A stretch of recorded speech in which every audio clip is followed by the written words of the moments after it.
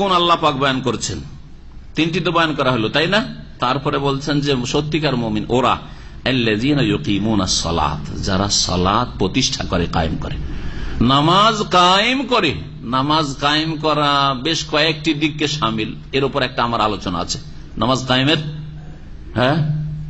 বা নামাজ প্রতিষ্ঠার পদ্ধতি, নামাজ কায়েমের উপায় বা পদ্ধতি। নামাজ কেমন করে কায়েম হবে? শুধু নামাজ পড়লে কায়েম হবে মানে 4 রাকাত জোহর পড়তে হবে, 4 রাকাত জোহর পড়লেন না, আসর 4 রাকাত পড়তে হবে, পড়লেন, আপনি পড়ে নিলে হবে, সংখ্যা পুরা করলে হবে না? আরো কিছু আছে, আরো বেশ কিছু দিক আছে। নামাজ শুরু করার আগে উযুটা ঠিক করতে হবে, শর্ত। তাহলে নামাজে ঢোকার আগে নামাজের জন্য পূর্ব শর্তগুলিও পুরা করা জরুরি। বিনা উযুতে 4 রাকাত যদি আপনি 1 ঘন্টাতে পড়েন তো কবুল হবে? তাহলে নামাজ কায়েম করলেন না আপনি, নামাজ কায়েম করলেন না। শরীরে কাপড়ে পেশাব ছিটছে, কোন পরোয়াই নেই, আপনি ওই কাপড়ে, নাপাক কাপড় নিয়ে নামাজ পড়লেন, লম্বা নামাজ পড়লেন, আপনি লম্বা সিজদা করেন, নামাজ কবুল হবে? হবে না। নাপাক কাপড়ে, নাপাক কাপড়ে নামাজ হবে না, তাই না? তাহলে শর্তগুলি পুরা করা। জি, বেশ কিছু যে শর্ত রয়েছে, শুরুতু সালাহ, নামাজের শর্তাবলী, সেগুলি আপনাকে তাহলে শিখতে হবে যে নামাজে ঢোকার আগে কি কি শর্ত রয়েছে। নামাজের ভিতরে রুকুন রয়েছে কতটি?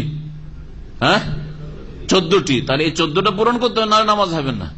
ওয়াজিব রয়েছে, ওয়াজিবাতুস সালাহ রয়েছে কয়টি? 8টি। সেগুলি পূরণ করতে হবে, শর্ত পুরা করতে হবে, রুকুন পুরা করতে হবে, ওয়াজিব পুরা করতে হবে। নামাজের বাইরে পূর্ব শর্তগুলি, আর তার নামাজের ভিতরগুলি বললাম। তারপরে তখন সুন্নতগুলি আপনার নামাজকে সুসজ্জিত করবে।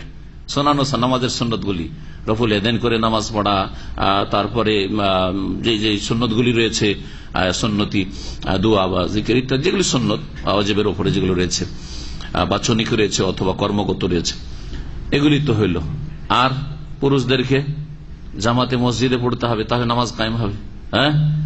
টাইমে টাইমে যথাসময়ে নামাজের সময়ে নামাজ পড়তে হবে। সূর্য ওঠার পরে ফজর নামাজ পড়ছেন আর খুব লম্বা করে পড়ছেন, আর চোখ দিয়ে পানি আসছে, কবুল হবে নাকি?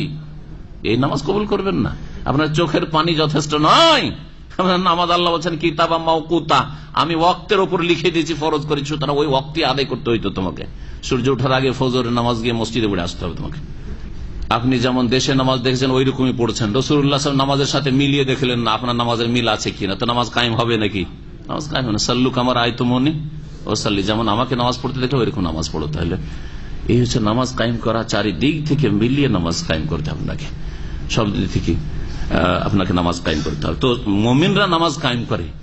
নামাজ যখন পড়েন সহি সুন্নতি তরিকায় পড়েন, আর সহি তরিকাতেই পড়েন যখন পড়েন, কিন্তু 4 ওয়াক্ত পড়েন, ফজর পড়েন না। মাঝে মাঝে ফজর চলে যায়, নামাজের ঘাটতি আছে, তো নামাজ কায়েম করলেন না, নামাজ কায়েম, আপনি নামাজি না। তো মুমিনরা নামাজ কায়েম করে, নামাজের কোন দিকে বক্রতা নেই। কায়েম মানে সোজা, এটা দাঁড়িয়ে আছে, এটা হচ্ছে বাঁকা, এটা বাঁকা। তার নামাজে যেন কোনো বক্রতা না থাকে, কোন দিক থেকে বক্রতা না থাকে, তাহলে নামাজ কায়েম হলো না আপনার। ওয়ামিম্মা রাযাকনাহুম ইউনফিকুন, আর যা আমি তাদেরকে উপজীবিকা হিসাবে দিয়েছি তা থেকে তারা ব্যয় করে। এই ব্যয় করার একটি তাফসীর হচ্ছে যাকাত প্রদান করে, দান খয়রাত করা, যাকাত ফরজ, আর ফরজের অতিরিক্ত যখন প্রয়োজন হয় সাদকা দান খয়রাতও করে, একটা অর্থ। দ্বিতীয় অর্থ হচ্ছে যে ব্যয় করা মানে যাকাত নয়, গরিব দুঃখীদের জন্য নয়, বরং আপনার ওপর যে ব্যয় বহন ফরজ করা হয়েছে তা আপনি করবেন। যদি তা না করেন তো অব্যাহতি পাবেন না। আপনাকে ধন সম্পদ দেওয়া হয়েছে, আপনি কুক্ষিগত করে রাখছেন, বাপ খেতে পায় না, মা খেতে পায় না, চলবে? আপনার আপন বোন বিধবা, তালাক প্রাপ্তা, খেতে পায় না, আপনি আপনার কুক্ষিগত করে পয়সা ব্যাংক ব্যালেন্স বাড়াচ্ছেন, আপনি চলবে? মুমিন হইতে পারেন না। এখন আপনার প্রতিবেশী ক্ষুধার্ত, আর আপনি, আপনার পয়সার অভাব নাই, সম্পদের অভাব নাই, তো মুমিন হইতে পেরেছেন? নবী সাল্লাল্লাহু আলাইহি ওয়াসাল্লাম বলছেন ওই ব্যক্তি মুমিন নয় যেই ব্যক্তি পেট পুরে খায়, ওয়া জারহু জায়উন, আর তার প্রতিবেশী ক্ষুধার্ত। এ হচ্ছে দ্বীন ইসলাম। প্রতিবেশী সে মুসলিম হোক আর অমুসলিম হোক, প্রতিবেশী, প্রতিবেশী যে কোনো মানুষ হইতে পারে। আপনার প্রতিবেশী হিসাবে অমুসলিম হইলেও তার হক রয়েছে, সে ক্ষুধার্ত থাকলে আপনাকে খোঁজ খবর রাখতে হবে। তাহলে অমুসলিমেরই যদি এই হক থাকে তাহলে মুসলিম। আর তারপরে যদি আপনার আত্মীয়, আপনার খালা খেতে পায় না, ফুফু খেতে পায় না, আপনার আত্মীয়স্বজন খেতে পায় না, আপনার গ্রামের ইয়েতিম খেতে পায় না, বিধবা খেতে পায় না, আর আপনার পয়সার অভাব নেই, আপনি বলছেন আমার পয়সা, আমি ইচ্ছা হলে দিলাম, না হয় না, আপনার পয়সা, ওয়াতুহুম মিন মালিল্লাযী আতাকুম, আল্লাহ বলছেন তোমরা দান করো ওই ধন সম্পদ থেকে। মিন মালিল্লাহ, আল্লাহ কি বলেছেন কোরআনে? মালিল্লাহ, আল্লাহর ধন সম্পদ থেকে, যা তোমাদেরকে আল্লাহ দিয়েছেন, এটা আল্লাহর ধন। জি, আল্লাহর ধন সম্পদ। মিম্মা রাযাকনাহুম, তাহলে ফরজ ব্যয় বহন যে রয়েছে আপনার উপর সেটা ঠিকভাবে করতে হবে। আপনার ছেলে মেয়েদের হোক, আপনার স্ত্রীর হোক, বাপ মায়ের হোক, আত্মীয় স্বজনদের হোক, যেগুলি ফরজ। আর ফরজ ছাড়াও সুন্নত মুস্তাহাব করতে হবে। এরা হচ্ছে মুমিন। উলাইকা হুমুল মুমিনুনা হাক্কান, এরাই হচ্ছে সত্যিকার অর্থে ঈমানদার, বিশ্বাসী। যে গুণগুলি বয়ান করা হলো, এই গুণগুলি যদি থাকে, এরা হচ্ছে সত্যিকার মুমিন।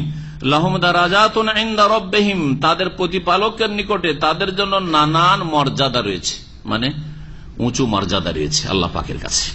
ওয়া মাগফিরাতুন, এবং তাদের জন্য ক্ষমা মার্জনা রয়েছে আল্লাহ পাকের পক্ষ থেকে। মার্জনার ঘোষণা, এদেরকে ক্ষমা করব। এই গুণগুলি যেই মুমিন মুসলিম বিশ্বাসীদের রয়েছে, তাদের জন্য আল্লাহর পক্ষ থেকে ক্ষমা রয়েছে। ওয়া রিজকুন কারীম, আর সম্মানজনক উপজীবিকা রয়েছে, রিজিক রয়েছে, সম্মানজনক রিজিক, জান্নাত এবং জান্নাতের নিয়ামত রয়েছে।